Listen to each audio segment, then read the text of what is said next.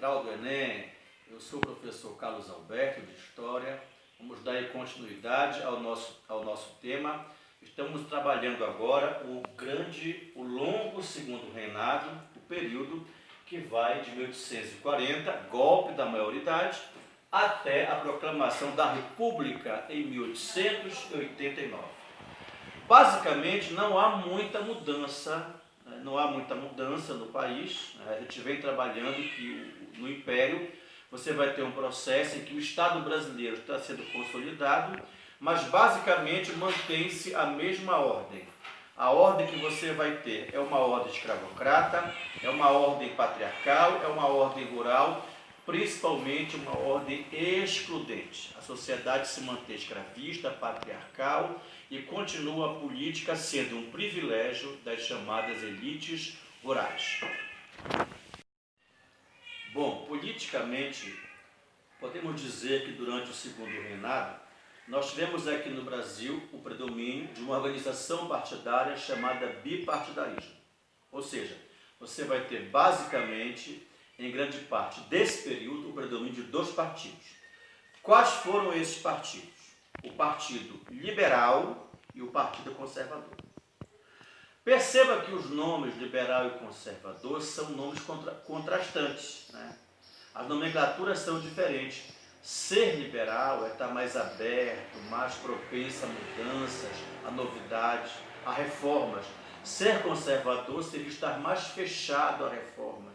Mas, na verdade, eram dois partidos que, apesar de terem diferentes significados, tinham a mesma composição social. Eram formados pelas mesmas elites rurais. Praticamente não havendo diferença nos grupos que formavam esses partidos. Por isso que, basicamente, é na nomenclatura que eram diferentes. Por isso que o povo, na época, disse que esses dois partidos, eles eram farinha do mesmo saco. Ou, como na época rolou um provérbio popular, nada mais conservador que um liberal no poder. O avanço político de algumas mudanças políticas do segundo reinado, você tem aqui no Brasil um importante acontecimento que data de 1847, que é exatamente a implantação do parlamentarismo. O Brasil passa a ser, oficialmente falando, uma monarquia parlamentarista. Acontece que essa nossa monarquia parlamentarista, ela foi chamada ou apelidada de parlamentarismo às avessas. Por quê? Você sabe que o modelo ideal, conhecido de parlamentarismo, é o inglês, né? Na Inglaterra, o rei, rainha ou monarca exerce a função de chefe de Estado, representa o país, representa o povo. Mas o chefe de governo, quem governa realmente, toma conta do Estado, é o primeiro-ministro, que é eleito pelo partido mais votado no parlamento. Não tendo o rei ou a rainha autoridade sobre o primeiro-ministro ou sobre o parlamento. Deve curvar-se, subordinar-se ao parlamento. Por que no Brasil chamaram às avessas? Porque no Brasil era o imperador, a própria pessoa do imperador, quem nomeava o primeiro-ministro e todo o gabinete de ministros, inclusive podendo destituir quando quisesse esse ministério. O que ele fazia? Ele revezava, ora um gabinete conservador, ora um gabinete liberal, mas de acordo com a sua vontade, daí as avessas. O Império Brasileiro ainda viveu uma famosa e importante revolta separatista, muito parecida com as revoltas regenciais, mas já fora da fase regencial, lá em Pernambuco, a chamada Revolta Praieira, cujo ápice foi em 1848.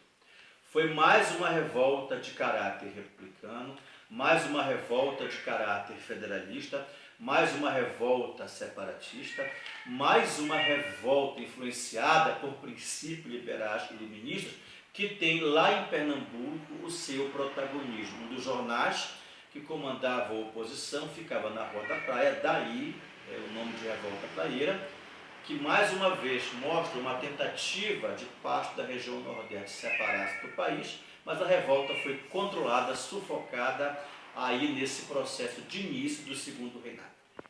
Clima de São João, dando aí continuidade ao nosso assunto, ao nosso segundo reinado. É interessante que esse período o Brasil vai ter 2 reis, aliás, um imperador e um rei. Que rei vai ser esse? O rei café, que se torna, a partir desse período, o mais importante produto da economia do país. Dura mais de um século essa liderança, só a borracha aqui da Amazônia conseguiu se aproximar do café. Mas apesar de ser um outro produto, um outro contexto político, a base produtiva é a mesma, o sistema de plantation, aquele que você trabalhou na economia açucareira. Isso não muda. É a grande propriedade, monocultora, exportadora e escravista. Esse café, olha aqui o café que se torna o novo rei desse processo, ele vai se desenrolar, olha o novelo que é o café aí, da seguinte forma. A primeira expansão se dá a partir dos anos 1820, 1830, tempo da independência, numa área entre Rio e São Paulo, chamada de Vale do Rio Paraíba. Depois há uma segunda expansão, já para o chamado Oeste Paulista, de 1840 em diante, onde aqui vai se formar aquela famosa e poderosa elite cafeira paulista, que vai participar decisivamente do processo que levou à proclamação da República em 1889.